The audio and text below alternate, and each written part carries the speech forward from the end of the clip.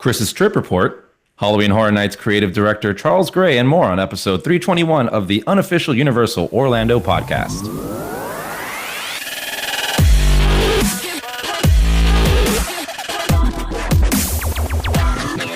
Hey, everybody out there in podcast land. Welcome back.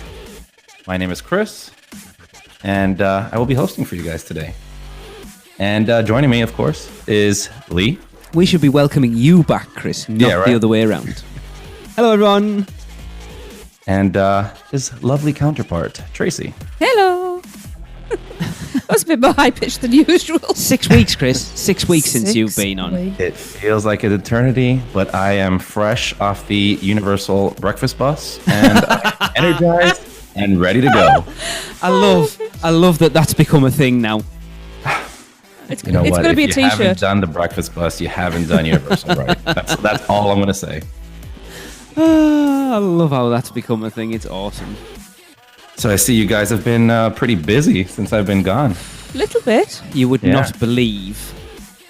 Yeah. Last weekend, I recorded Sunday, Monday, and Tuesday. Yes. Busiest man in podcasts. And Tracy joined me for two of those. I did Monday, Tuesday. And the fruits of our labour will be on later on, as you heard in the little intro there. Yes, I am looking forward to that Charles Gray interview. It was fun. It was. That's awesome. It was. Well, let's get down to the meat and potatoes here. Start off with some birthdays. Tracey? Yes, we shall. So, we have 3 October birthdays. Well, we have 3 birthdays for this section of October, then, yes. I should say. We will start on the 11th of October. We have Sam Radden's birthday. Happy birthday! Happy birthday! And on the 15th of October, it's John Tyler's birthday. Happy birthday!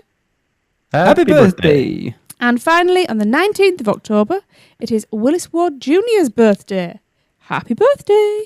Happy birthday! You see how I tried to time mine and so me and Chris did it at the same time? There? Yeah, that's lovely. So I hope you have lovely birthdays, and send us some cake. You keep asking, you're not getting. I know. Better get some on my own birthday. You will. One day, guys. He says you will. I don't normally. No. Yeah. Awesome. Yeah. So happy birthday, guys. Now, we want to... actually, I'm going to go over some Hogsmeade coaster concept art that came out recently. Yeah, I haven't actually put this in the show notes yet. I'm just going to put it in there. I assume we've all seen it. Yes. Yes. And if you haven't, go online. It is awesome. It's all we get, but we get it. So Pottermore shared the first official concept art for the new coaster going into the Wizarding World of Harry Potter Hogsmeade at Universal Islands of Adventure, and it looks interesting to say the least. Head over to our Instagram or Facebook page to check it out if you haven't already. That post on our Facebook page went crazy mad. Like anything Potter that you post on Instagram or Facebook goes mental. I think it's been seen by like 8,000 people at this point. And then the one we posted, Chris, our Instagram helper, posted one of the actual construction of whatever that building is in the background there that no one seems to know. Yeah. Right? Yeah, whatever that it looks building like is Hagrid's hut. No, that the big stone building in the back of that the stone concept. one. Okay, I thought you meant like the crossbeam wood one. No, that. So there's that. The piece of track comes out of that building, and I posted a picture of that Chris took half build. And Yes. that went crazy mental, but no one knows what it is. A lot of theories. I said Yeah. Shrieking Shack maybe, but Seems a bit big for that. seems a bit stone ruiny for that. Yeah. Shacks, isn't that usually wooden? Yeah. Yeah, it's interesting. We'll see. I mean, even the poster. I mean, I got yelled at for calling it a what is it? A pixie? You put a purple fairy. Purple fairy. Yeah. It's a freshly caught Cornish pixie. It did look a bit purple. And they are blue. They still haven't given us a lot. We still haven't got a name. No, I mean, this is what they're good at doing, right? Just teasing you and making you want some more. And like, here's a piece of concept art, and we're not going to tell you anything else. Anything. Yeah. I mean, it's a great game, though. I love this whole little journey to something new. So well, that's it. We're having fun in the Producers Club at the moment. I've challenged everyone to try and guess the title of the ride. And there's people taking it seriously, and there's people that aren't. And it's quite interesting. Yeah, we have a couple funny ones in there. But I know Alicia posted on her Theme Park Stop Facebook page an updated version of the... there's an aerial photo that Bio-Reconstruct took, and she sort of overlaid over the top with the track layout. And that in the bottom corner, sort of down by the Hogwarts Express queue, is definitely Hagrid's hut, which makes me ask the question, are they going to get rid of Hagrid's hut as part of the Flight of the Hippogriff, I wonder? Ooh. It wouldn't make a lot of thematical sense to have Hagrid's hut twice. No, that doesn't make any sense to me. Yeah, that was the one. It was kind of in the queue, right, or the line to get into Dragon Challenge. It's kind of to the right. If you stood in where the entrance to Dragon Challenge was, it's kind of to the right of that, up against that sort of side wall. Mm-hmm. We posted a video that Chris took on the Instagram as well, of kind of that side round. It's got to be Hagrid's hut. Yeah. Yeah, they'll most likely knock down that other one then, because I mean, especially with how strict they are on making sure everything is in line. I don't know. I don't think JK's as strict on everything as she was when Hogsmeade first opened. So, but at least I would like to see it. At least make sure it keeps some sort of continuity with everything. Mm-hmm. Tracy, you're pulling stupid faces. I'm just really studying. I've blown this picture up. Right. And looking at this stone building, it actually looks... I know it's not, because it's not in the realms of the universe. It looks very church ruin. I can't think of anything. Ruin, like, because it's got the right lines for it. It's got this big arched window that looks like an old stained glass window that's broken down. I can't think of anything in Hogsmeade that fits that bill. No. Yeah. I'm sure we'll find out. Something new. Yeah. They added to the storylines, I guess. Yeah. But it's fun to speculate. Excited. Very much so. Just wish they'd give us something more official. Yeah. Well, I guess their game is working on baiting us and wanting us to get some more info, right? Exactly. We're all talking about it. Yep, right. This is true. Cool. Very true. Yep. So let's move on over to a clip with Seth with Little Things. Hi, this is Seth Kabursky from the Unofficial Guides, and I'm back with another look at all the little things that are new around the Universal Orlando Resort. Let's start in Islands of Adventure, where Spider-Man has gotten a very subtle upgrade.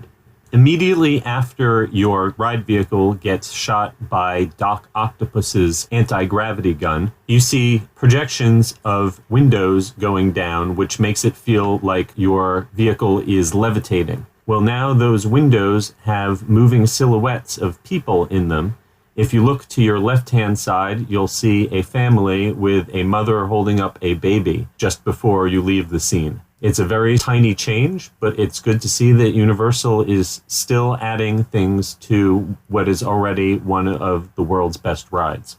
In other Marvel Superhero Island news, the Mobile Express ordering system for quick service dining that I recently reported about at Burger Digs is now also available at Captain America Diner. And if you're hungry after that hamburger, swing by Confisco's, which has started serving a dessert called the Brookie Berry Treasure, which is a cookie inside a brownie topped with an ice cream sundae.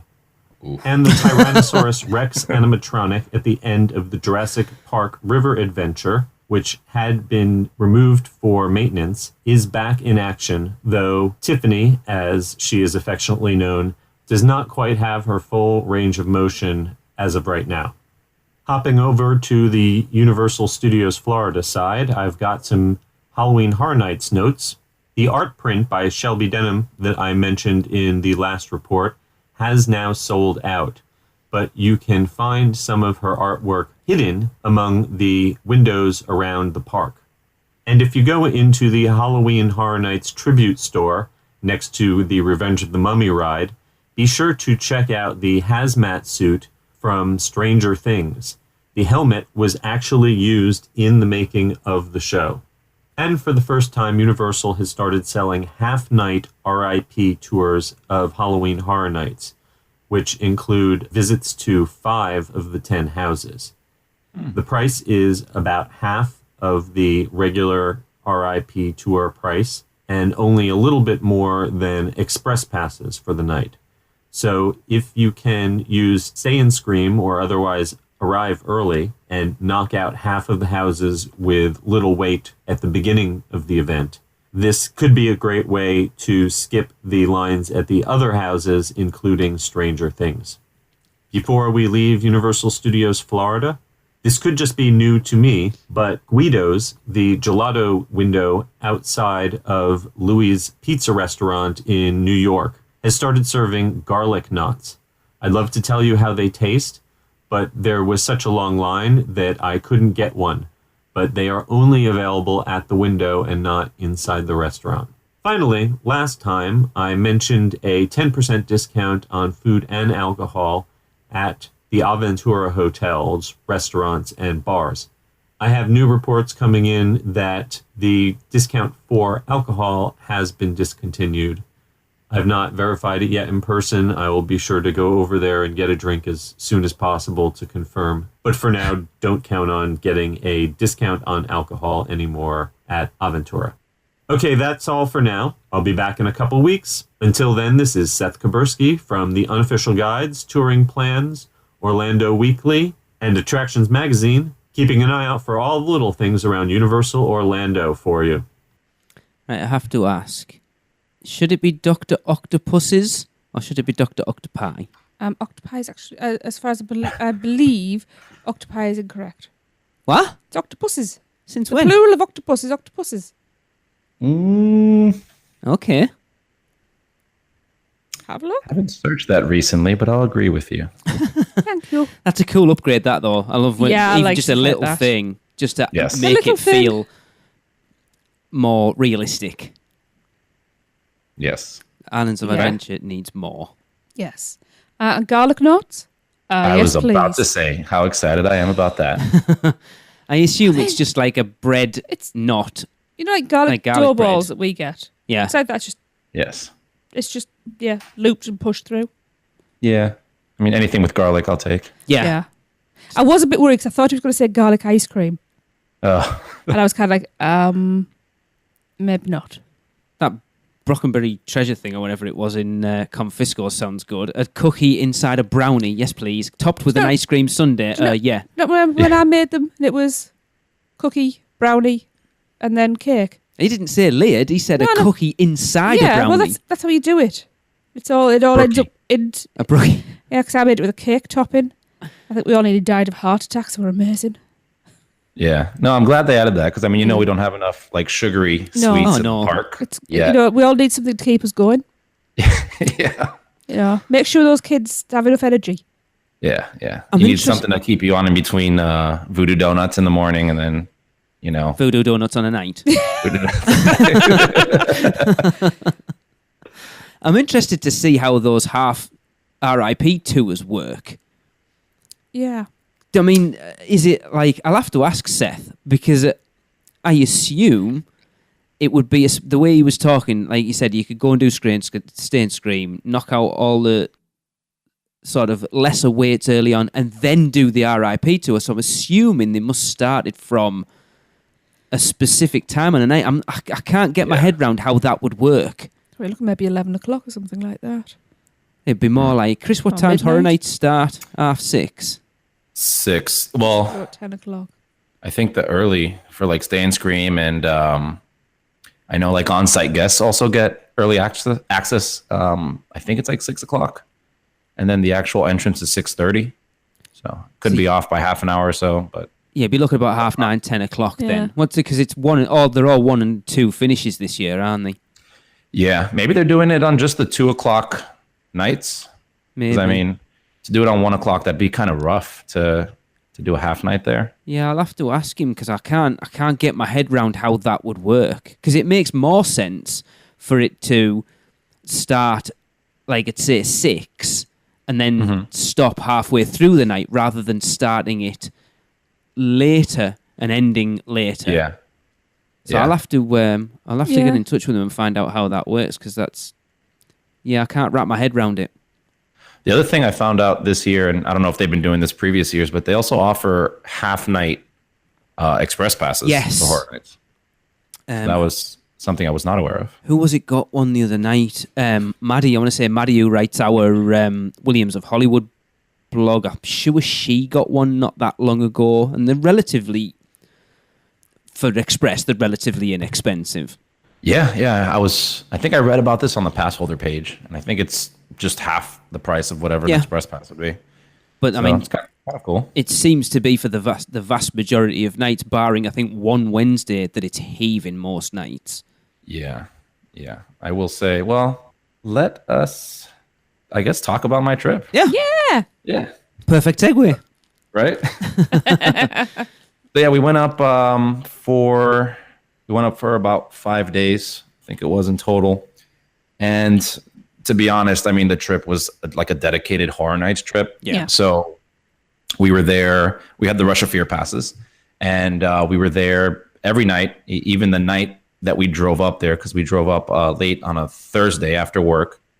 We got there, and we weren't going to go to the parks that night, but then we were like, hey, do you just want to drive there? We're only going to have like 2 hours in the park, but it's Horror Nights, Yeah. whatever. So we said, yeah, let's do it. We parked there, and I think we got in like around 10:30 at nighttime, and that night they closed at 1. So realistically, we had 2.5 hours in there, and we were shocked at how much we were able to accomplish that Thursday night that we didn't even plan to do. Really? We got, I know we got 4 houses, if not 5, done that night, Wow. and Academy of Villains. Okay. So it just kind of worked out fantastically for us. A lot of the houses, obviously towards the end of the night, the houses do drop down in times. And this is a Thursday night, so it's going to be even less than what it would be on a Saturday or a Friday. And yeah, we were able to knock out, a few houses in there, catch an Academy of Villains show, and still have the rest of our trip to really take our time, go slowly through everything and enjoy it. So that was interesting for us. So, if you have the opportunity to go out during a weekday, do it, because it's a little bit less than the weekends, and I can vouch for. Yeah. On the other nights that we went. Yeah. So I must admit, when we came over in 2015, we landed on the Saturday, and it was a Horror Nights night that Saturday, and I was tempted just to go in, not necessarily do any of the houses, just to have a wander around, basically take in the atmosphere, literally do a circle of the park and come out. I think if we hadn't had the kids, we maybe would have done it. Yeah, because we had the tickets for it. It was not like it would have cost us I know. anything. And it's fun just to do that, just to even go around and seeing the scare actors and grabbing, a bunch of different foods, because they did have a lot of foods this year, as we covered earlier on in the shows. So it's just a fun time walking around there, even if you don't do any houses. And Exactly. if you get lucky, I mean, there's just weird variations in times, because even on the other nights that we went, there were some houses that would just drop in time for no reason, and then 30 minutes later they're back up another hour plus. So it's kind of playing the watching game on the app. The app does a really good job at tracking all of the houses. So definitely keep an eye on that while you're going to the park, and kind of plan around that too. I think there's always one house that generally has less of weights than everything. I know, again, when we came over, Run, Blood, Sweat and Fears, which honestly was one of my favourite houses. The third night, the last night we did it, it was a walk in. So we went in, come out, went back in. We probably could have done it another half a dozen times. We did like that one. Yeah. So there's always you're one. right. And even the worst there's- house is still worth going through, let's be honest. Oh, yeah. Absolutely. And to kind of go on the opposite of that, right? There's always that one house that is unlimited amount of time to get inside.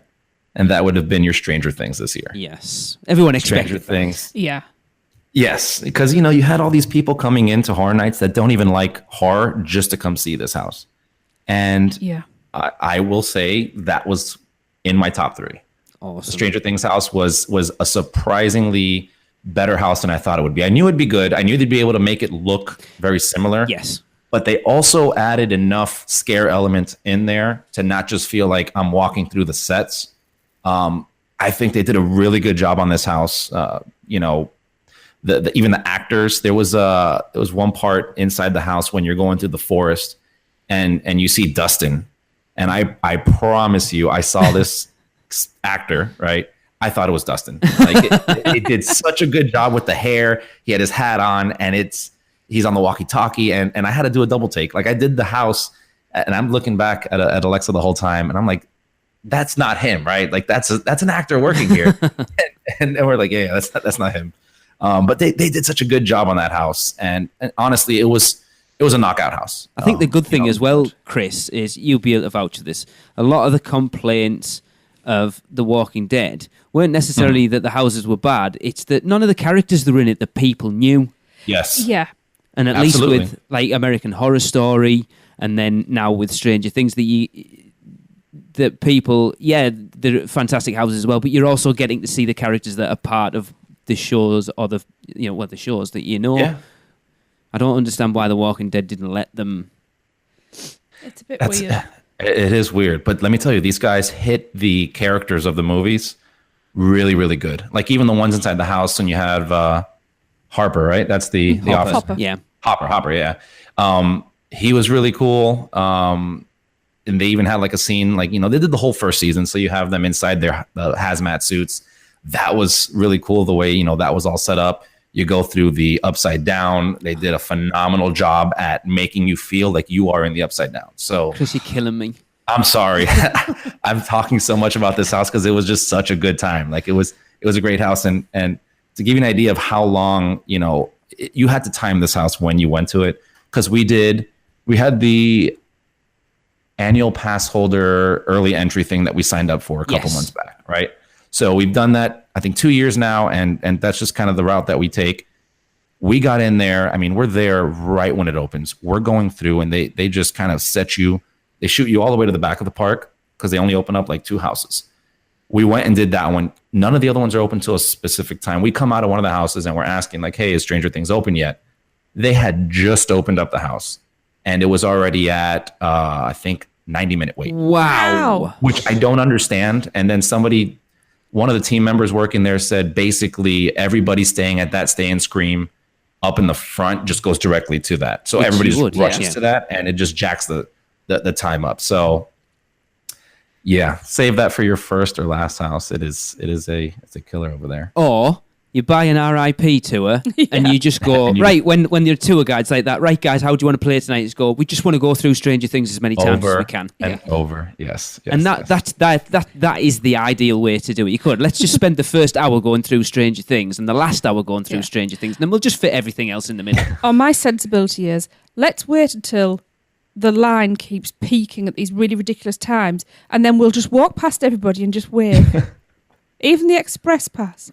Bye, we're going straight in. Yeah. Oh, man, Chris, wait till you do an RIP tour, because that feeling when you walk past everybody. It's a little embarrassing, actually. I saw them do it to me, so I'm like, yeah, next year I will have you. It is so good. I tell you what, this had better be repeated next year. I think, Chris, you're raving about this house so much. They've got to do season 2 now. Oh, I think they have to, and they have. I mean, from the feedback they've been getting this year, and you know, the lines tell you one story as well. I think they're going to do season 2, and they have some really cool things they can build off of that season. Yeah. So I'm looking forward to it. I think the only question is whether they do it next year or kind of leave it a year. Yeah, let's repeat season 1 next year. And then do season 2 the year after. That works for me. You've got to look that I get to do both. 28 years of Halloween Horror Nights, I think they've only ever done the same house twice, right? I think they've done People Under the Stairs more than once. And then obviously American Werewolf in London. Yeah. So the other ones that were really stood out for me, Dead Exposure was great. I think that was the scariest, quote unquote, house that they had there. Again, creative just did a phenomenal job at knocking this house out the park, and everybody kind of had the same consensus on that there. When you would ask around, you know, because we talked to team members and like, hey, you know, which houses do you recommend? What do you like? What's this? And a lot of people said the same thing from, you know, the feedback that we got. So Dead Exposure was good. It's a really good house. And the other two that, and I'm just kind of listing some top ones for me, right? Oh, yeah. The other two that did it, and they're kind of a tie for me, was Scary Tales and Slaughter Cinema. Oh. I am shocked, Chris, that there's one you have not mentioned, which seems to be a lot of people's favourites. Which one would that be? Poltergeist. That one was a good one. I'm not going to lie. They did a great job at setting it up. You feel like you're going through the movie.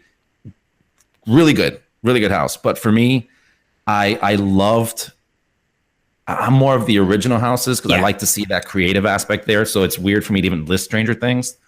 But they did such a cool job on that one, and I'm such a huge fan of that. I had to list it there. But these guys with Scary Tales, the entrance of that one alone kind of reminded me of like the grand entrance type of the one from last year, the New Orleans Dead Waters. Dead Waters, yeah. It had that same feeling in there. They had a witch that was like suspended, and she would kind of like fly over you, and it was just such a grand, cool entrance. And then you saw all these fairy tale creatures and everything, but in a very sadistic way.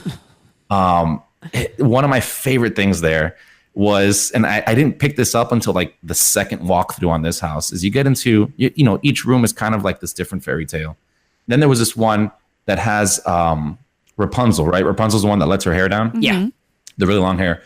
So she's in there and she was just crying and screaming. You see her come out of, you catch it right, and she has like, she's a little bloodied and her hair is cut off, right? And I was like, oh, okay, well, you know, they cut her hair off, whatever. The second time I go around, I realized the room that I'm entering, I thought there were spider webs everywhere. No, they used her hair all inside the room to like hang up things. Oh, so they like, it's this really sadistic fairy tale thing in there going on. But when you finally get it and you realize like, oh wow, this is really cool. So I think they did a really good job at like setting up even the scenes around, not just the scare pop, you know, at you kind of things. Yeah. And Slaughter Cinema was just this, for me, it was a comedy house. Like it was so much fun because it was just like all these different movies, and each room is a different movie you're walking into. You feel like you're in a movie theater. You know, they got the popcorn smell in the front because you're like walking into the snack shop. And it was just like a funny thing. Like it was just Universal's way of making jokes on each of these horror type movies that are, you know, from the 80s and just kind of putting it there in front of you. So those two are kind of tied in my books there. I know Dead Exposure, you say how good it was. I think you only have to look at Darren. Darren, it was way, way down on his list of expected houses because he wasn't a fan of the first one. He said the original Dead Exposure was pretty meh. Yeah. And then came out of that and he was like, oh my God, that was amazing. Mm-hmm. Yeah. Yeah. And I mean, those are the houses. Again, I think they did a good all around job on the houses. You know, some of my lesser favorite ones, I guess, if I had to be on the list, is the Blumhouse. Not that I don't like the Blumhouse films or anything like that. It just, these other ones were so much better, in my opinion, that it just kind of puts it down on the list there. And the Seeds of Extinction one, kind of, it was not bad. But again, these other ones I think were a little bit more intricate, you know. And Trick or Treat, that was also another surprise. It was better than I thought it would be. Okay. I didn't know how it would be a house, but they did a pretty good job at it. And they still had the little vomiting guy from the Scare Zone inside the house this year, so that was awesome. What about the Scare Zones, Chris?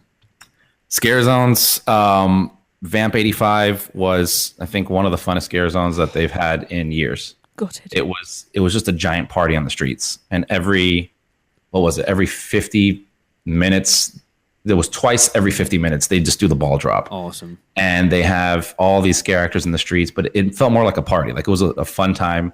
And I even got like a little glimpse of like happiness because right before they do the ball drop, they have a group of vampire dancers come up and do like a little dance scene.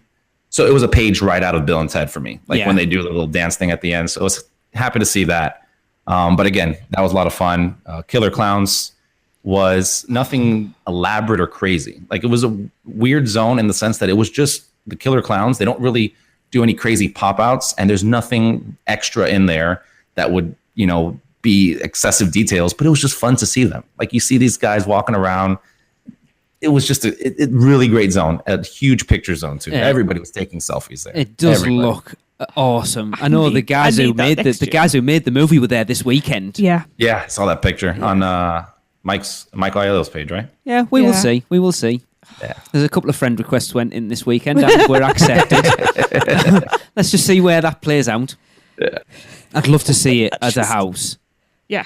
Yeah. I think it would maybe work they do quite it. well. We'll see. Yeah. The other one I got to mention is this one was kind of on the bottom of my list, and it came up to the top. Was the Chucky Scare Zone? Ah, I thought, it was just going to be like, Chucky dolls or whatever around. There was actually none that I could see. They had like a live action Chucky that was doing, he'd interact with the crowd and all that. And he would make fun of you and yada, yada. But the cool thing for me was more of a nostalgic feel because they had all these, little floats.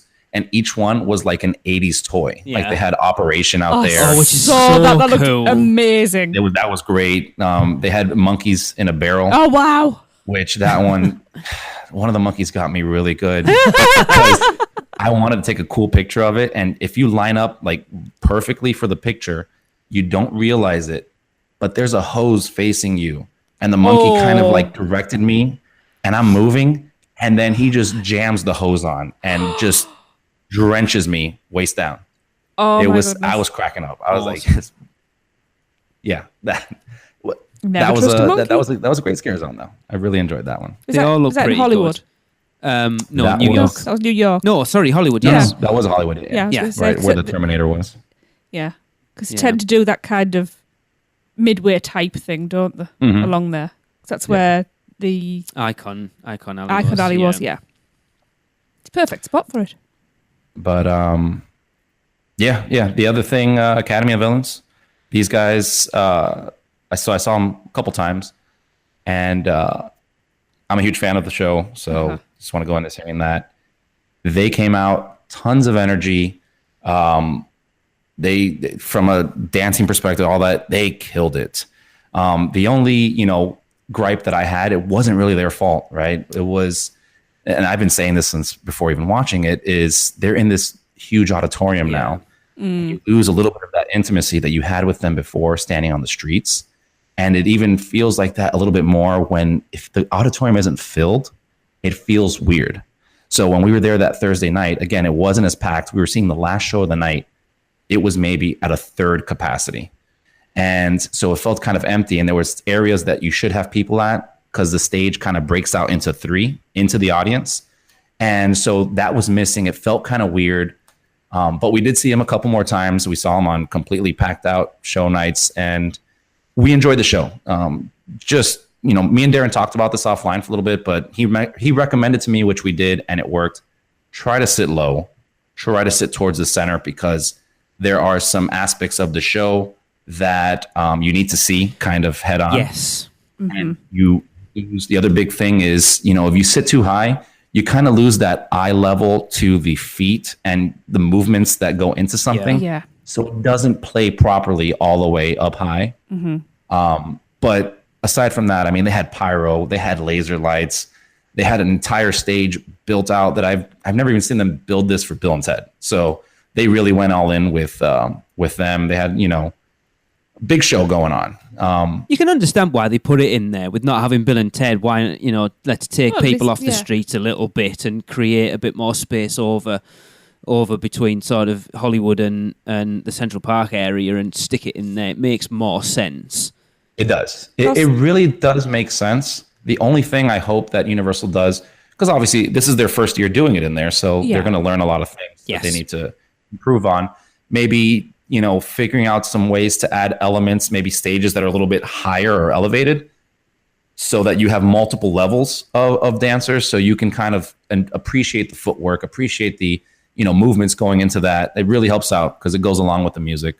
But again, Academy of Villains came out. They really killed it, and I hope Universal just keeps on improving on what they already bring to the table. It seems to be something that the Horror Nights fans have really, really embraced, and I think it's safe to say they're going to be there for a few years to come. I would say so. Yeah. They definitely have.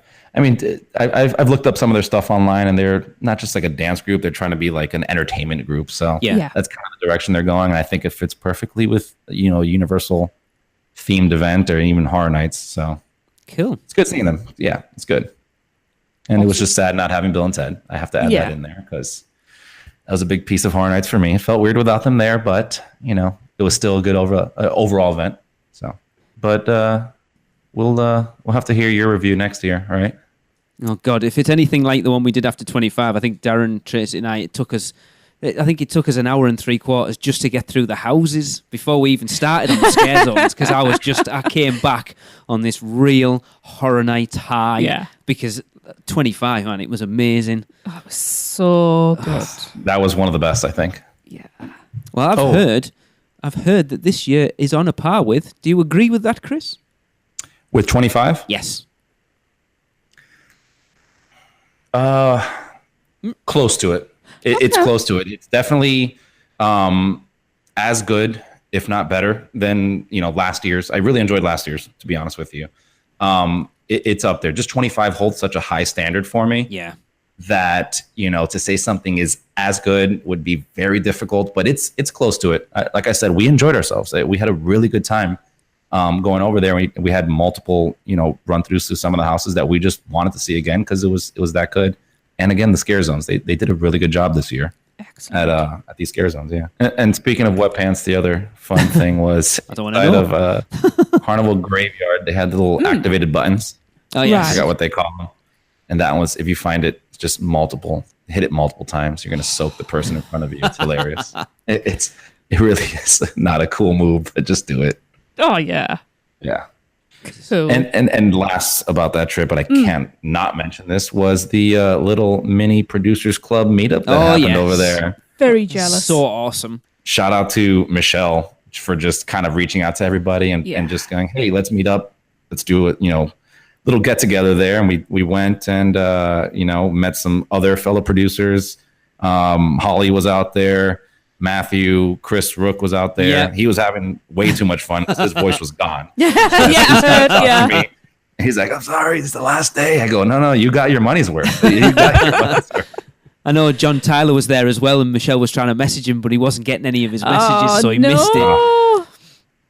No, it was so cool to meet, other producers out there. And we jumped on the Mummy. You saw the picture. And then had like a picture in front of Vamp 85. And we were there maybe 30 minutes, 45 minutes.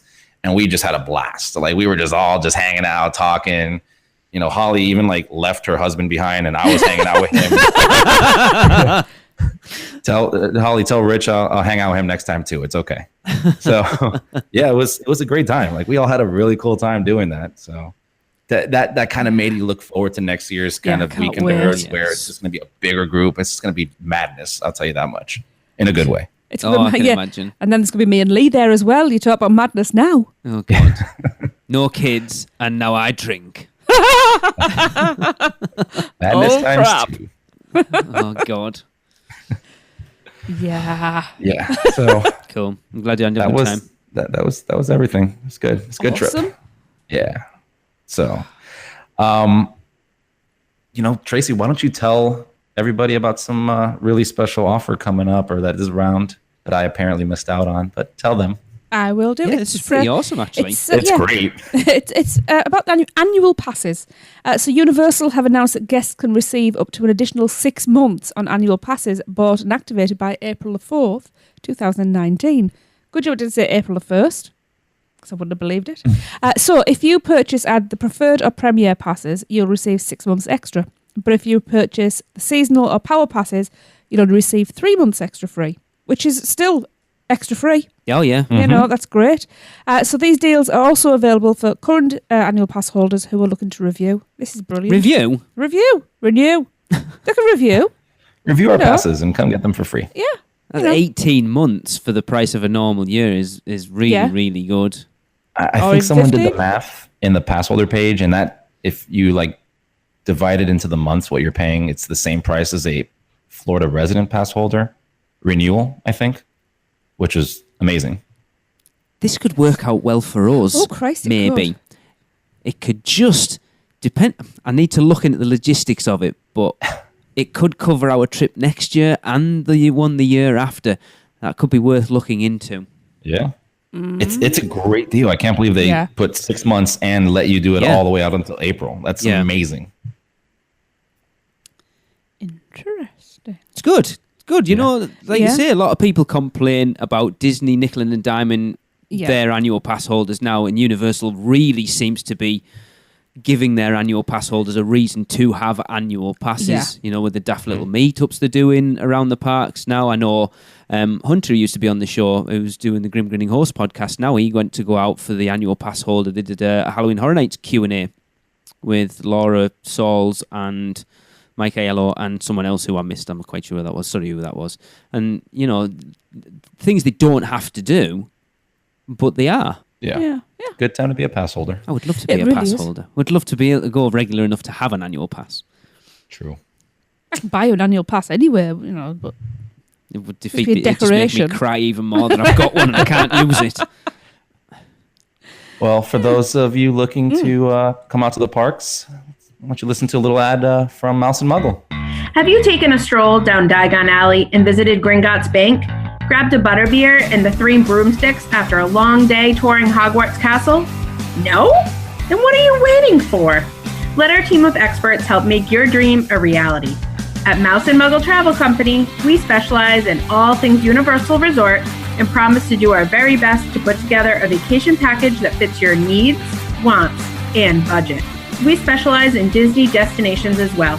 So if you're ready to get started planning your next family vacation, let Mouse and Muggle Travel Company do all the hard work for you. Just visit us at mouseandmuggle.com to fill out a no-obligation quote request or send an email to info@mouseandmuggle.com. And remember, whether you're a mouse or a muggle, Mouse and Muggle Travel Company can help make your next vacation simply magical. All right, welcome back. All right, so Lee and Tracey, you guys had the opportunity to sit down with Charles Gray, one of the creative directors for Halloween Horror Nights, and discuss Horror Nights 28, right? We did. I hate getting to talk about something I'm not going to.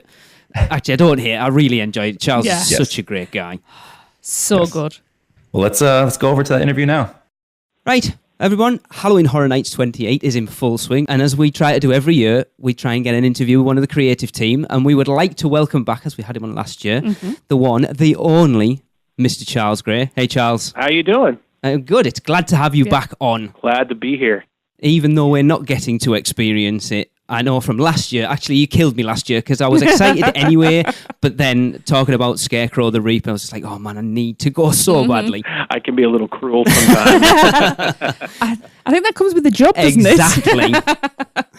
Cool, right. So, Charles, we've got a lot to talk about because this year's event is huge. Obviously, this year, the 28th year of Halloween Horror Night, obviously bigger and better than every year you try and push the boundaries of it. So what can guests expect this year that they haven't seen before? Well, we have more haunted houses than we've ever had before. We have 10, so there's a lot of things to experience, a lot of different content. It's varied. There's something for everybody, most definitely.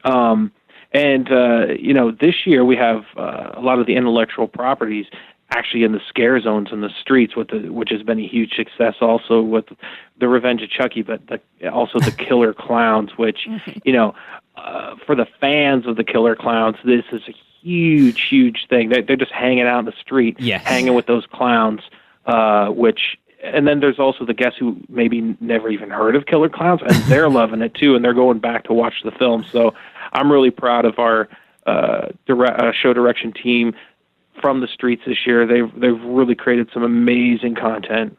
It does. Killer Clowns. I honestly watched it for the first time about 3 weeks ago, and it's cheesy as all hell, but that scare zone looks amazing. It captures it so well.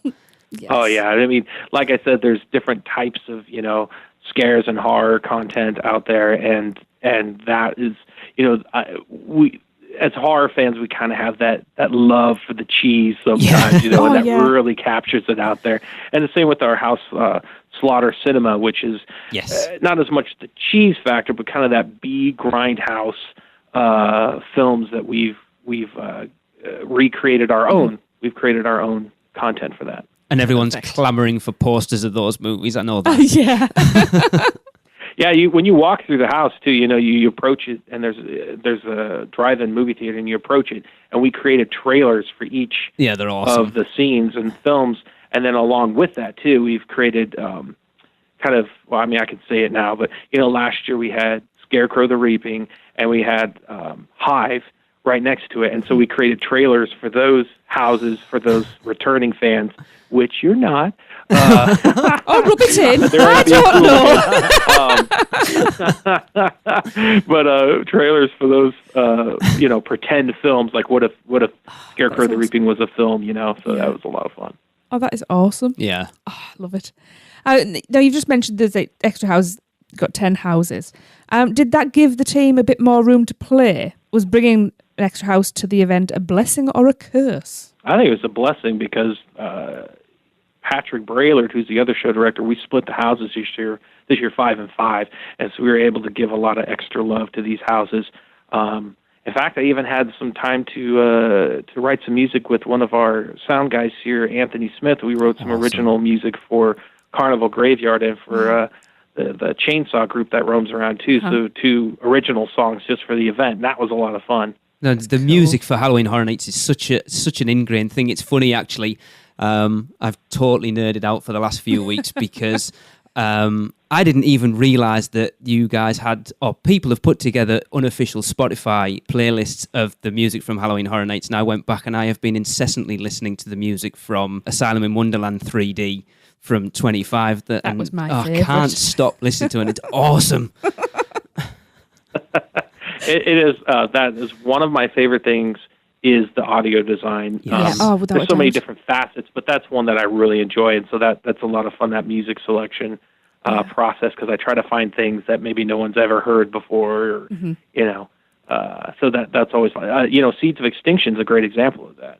I think the music in there, and I could be a little wrong, but it's very difficult to find because I believe it's like 1950s to 1960s Danish electronic experimentation music. Wow. I don't remember the exact term for it, but it's this weird, rare, where they just found, it's not even theremin, it's not melodic, it's just these weird beeps and different noises. But we put that in Seeds of Extinction, and I got to tell you, it just creates the coolest bed of sounds, along with the creaking and pulling and snapping of vines and roots, and it's a really neat mix in there. It's just making me so sad. I know. I can be packed in 10 minutes. Yeah, I'm sure. So you mentioned there, obviously, this year's, it's a 50-50 split between the IPs and the originals. Obviously got Stranger Things and Halloween 4, Trick or Treat, Poltergeist, and Blumhouse returning this year. Charles, was there one of those houses that you were more excited to work on than any of the others? And going off that as well, was the one that provided you a bigger challenge? It would probably be the same house. I was scared, actually, to work on Poltergeist. Really? Just because, it was like, well, what are we going to do? That's a house of ghosts, and how do you create the feeling of dread with ghosts in a house? And that was a challenge. But I think we did a great job. The house is rating very high. We had a great time, and I walked through with those original media night guests, and people are just, practically falling to the floor screaming, and is just so much fun. But we had a lot of a great effects team to work with that really put together a lot of, you feel the ghosts moving by, you feel as you, the movement of air as you're moving into the light. We have these cool lighting elements that look just like the movie when you come into the bedroom and you see the light pouring from the closet, and the way the shadows are cast on the wall. Awesome. Looks just like the film. It's really an exciting moment. I think I've heard a lot of people, the one thing that's kind of really jumped out at people and caught people's imagination is the way you enter the house through the swimming pool. Mm-hmm. Yeah, that's actually kind of a funny story, because Manuel, who's the designer of the house, and myself, we were trying to promote this idea of, we're going to go through the, at the climax of the film when Mrs. Freeling, the mother, falls into the pool and the body's coming up, we want to start there. We want to go through the pool, underground, and then up into the house. And we raised a lot of eyebrows. I really had to sell that one, but it ended up working. And I'm glad that people had faith that would be a good choice, and it turned out being a lot of fun and a great way to enter the story. I just hope you didn't go as authentic as the film itself, because I remember reading some trivia about Poltergeist this week that apparently it was cheaper for them to use actual skeletons than create plastic ones for that scene in the film, so they used real skeletons.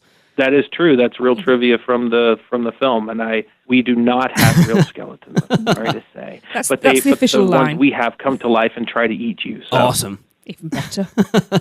Yes. So you know what? You wondered the other day what happens to guests that misbehave. Maybe that's what it is. Yeah. Oh, I love Poltergeist. Yes. Right. Let's talk original houses then. So Seeds of Extinction, Scary Tales, Carnival Graveyard, Dead Exposure, and Slaughter Cinema. Mm-hmm. Now, getting to play around with your own creations, that must give you way more scope to create your own house. But I'm guessing that they come with their own challenges. Absolutely. We have the homegrown IPs, as we like to call them. You know, Dead Exposure is a prequel/sequel to a house we did 10 years ago. And so you're in Paris when the zombie outbreak happens.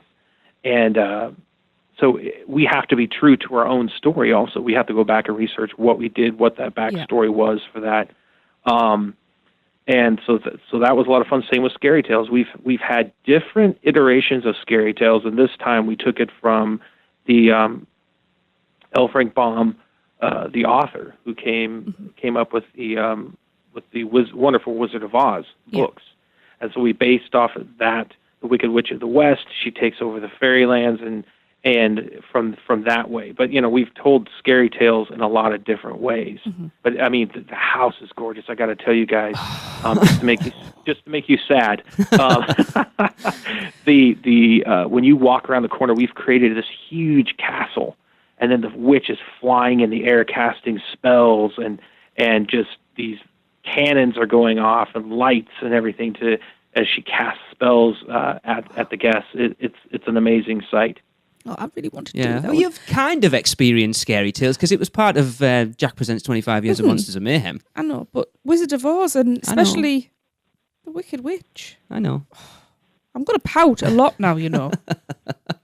I know Dead Exposure again. You mentioned that one. That's one I know. Darren and Nina and Travis from our Dead Man's Digest crew. That was one they were really raving about because I know me personally. I'm a sucker for strobe mazes, and apparently it's used for amazing effect in that house.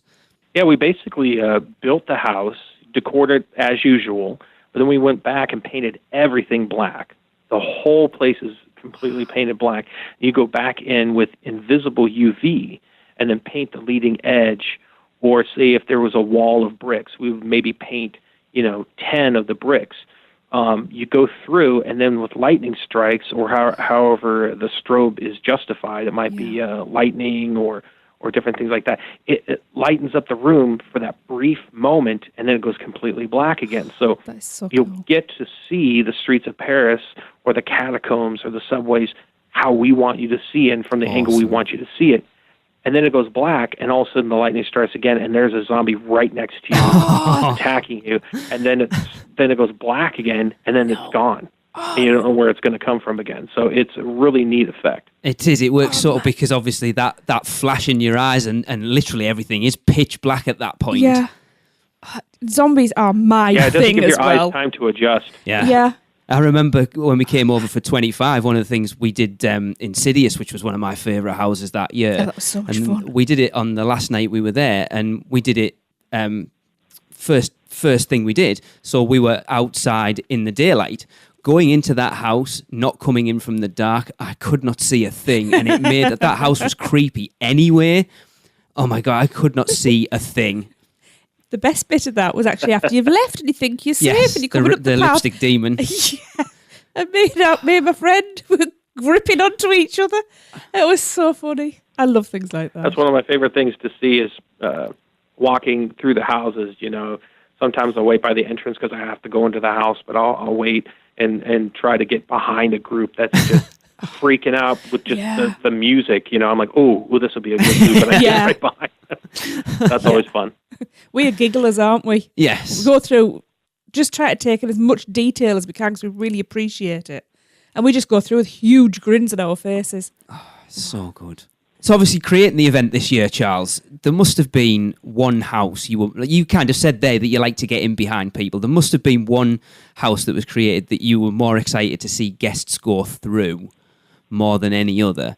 And we've kind of already mentioned it with the facades, but I know a lot of people raved about the paddle steamer in Dead Waters.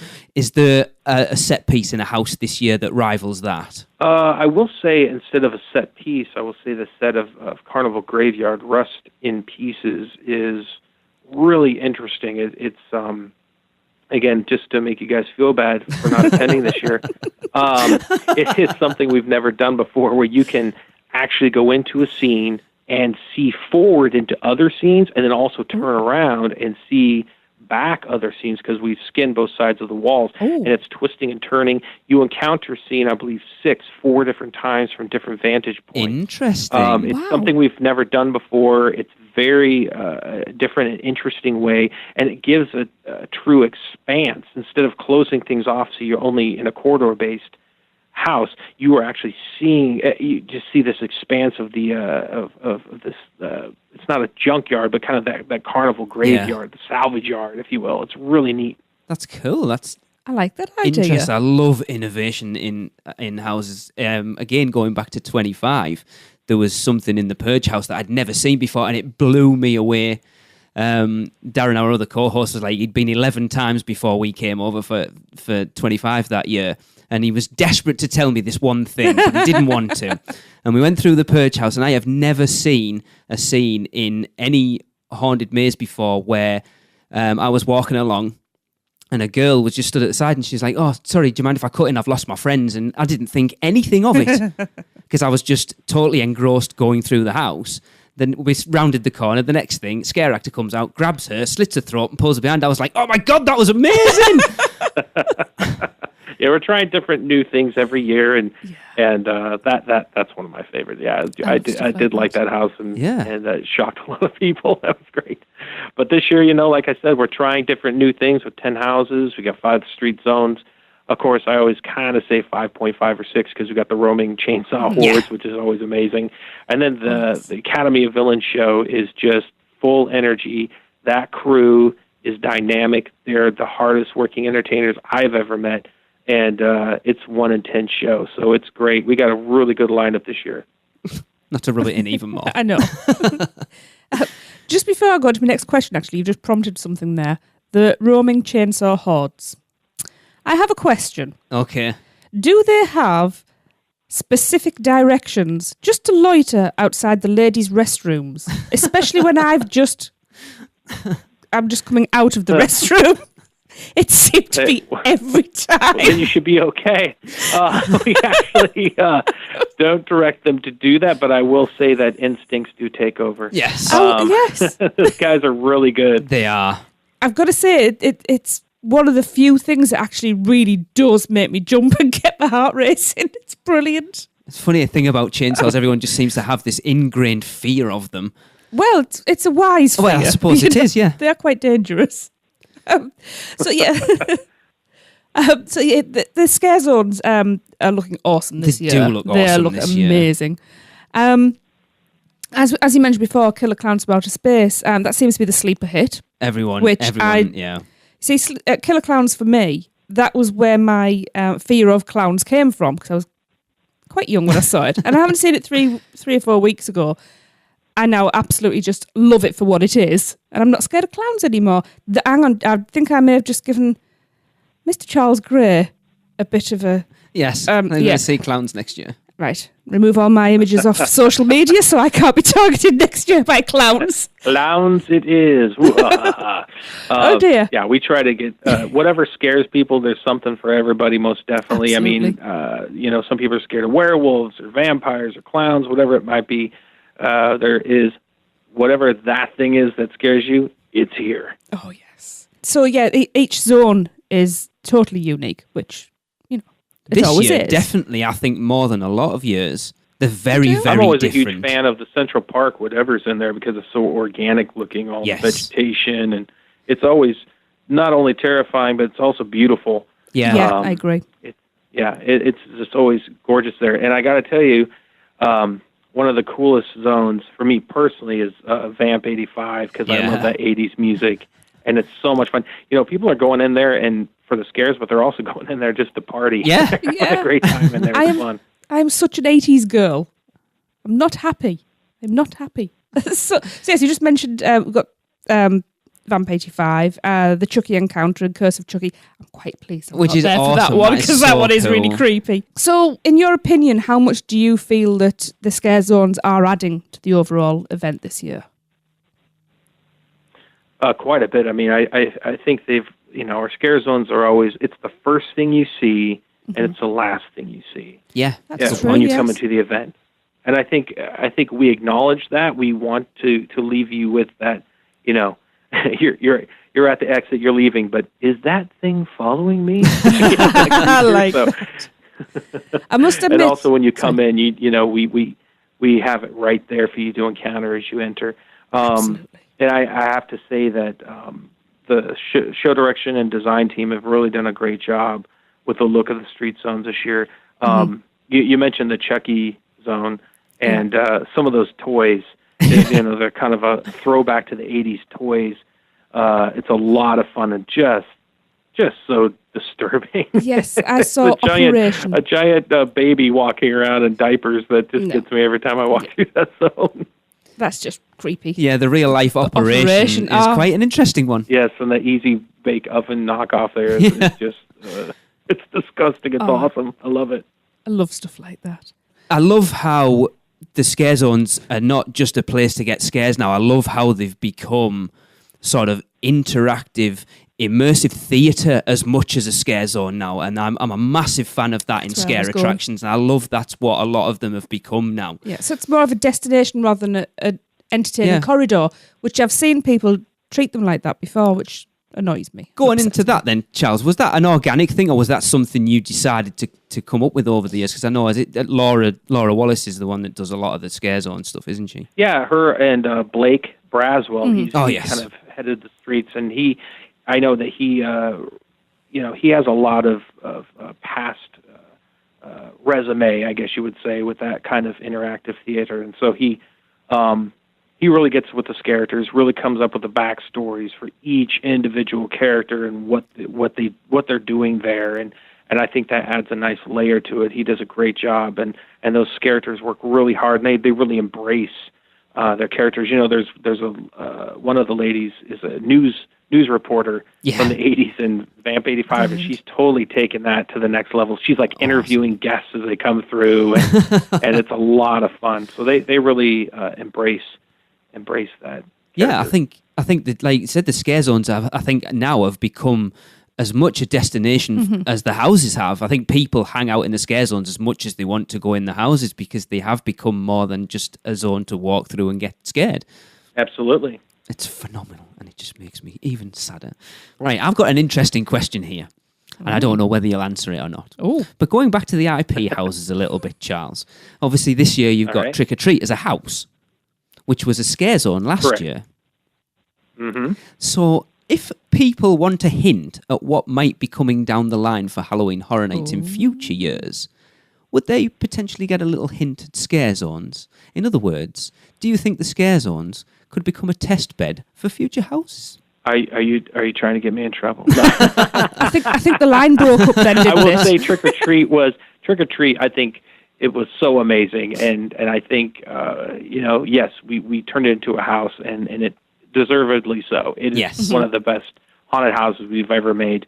It has great facades in there, the look, the character, Sam. I mean, I love that film. Yeah.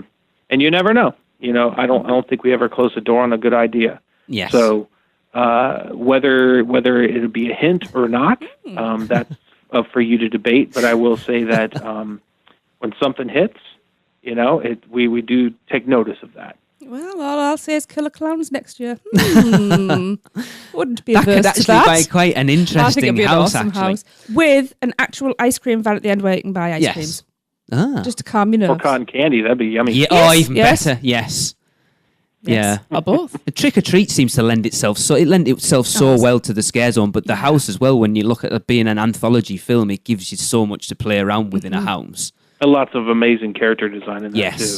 our makeup and costuming team did an amazing job this year. I mean, they knocked it out of the park. Yeah. They're so good, and the craftsmanship is amazing. And I think, as much as we put details into the houses, like the core team's great. They put a lot of detail in there. If you ever get a chance, when you're in the streets, especially, you get that up close look. There's so many details that even go in with the painting of the mask.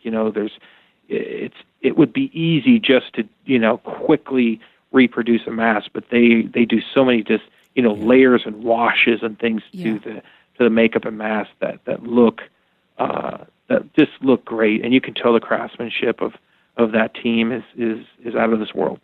And I think that's what sets Halloween Horror Nights apart from all of them. pretty much every other haunt, to be honest. Yeah, and they're great to work with too. I mean, there's so many talented people that work on this event. There's a lot of passion, and we all are running the same race. We all have the same goal, and so yeah, it's great. Awesome. Well, I've got to say, from the visitor standpoint, it's very much appreciated, and we do notice these details. Yes. And speaking of details, actually, do you like that segue? Yeah. I don't often do segues.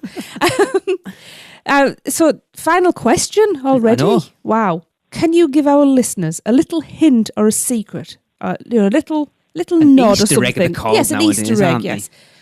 To look out for that perhaps hasn't been mentioned in Internet land yet.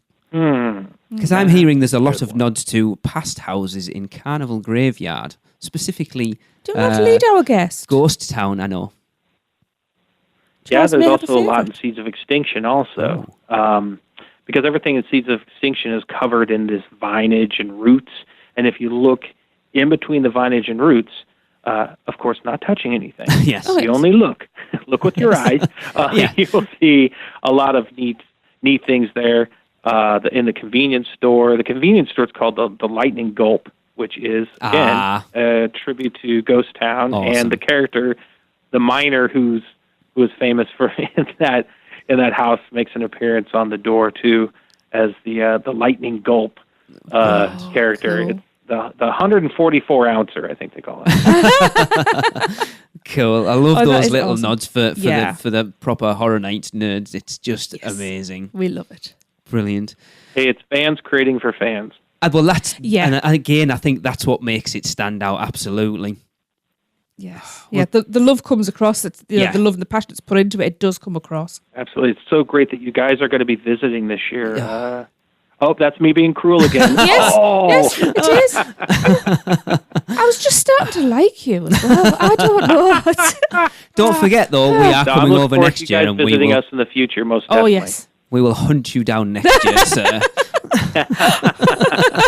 In a nice way. Charles, it's been awesome to talk Halloween Horror really Nights has. here. It's I could talk about this, even though we don't always get to experience it. I could talk about it forever, and Yeah, and we it- get excited every year, don't we? And it looks like this year's event's been another amazing year, and looking forward to you topping it next year and the year after. Yes.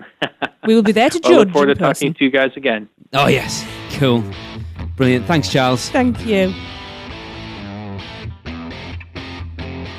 All right. That was quite the interview.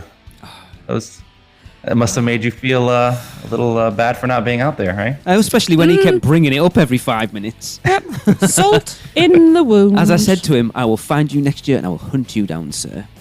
No, it Little was taking action. Oh, it's so good to sit down with the people who create this event and hear the passion that they Yeah. have for it. Yeah. Because as Charles said to us, it's fans doing it for fans.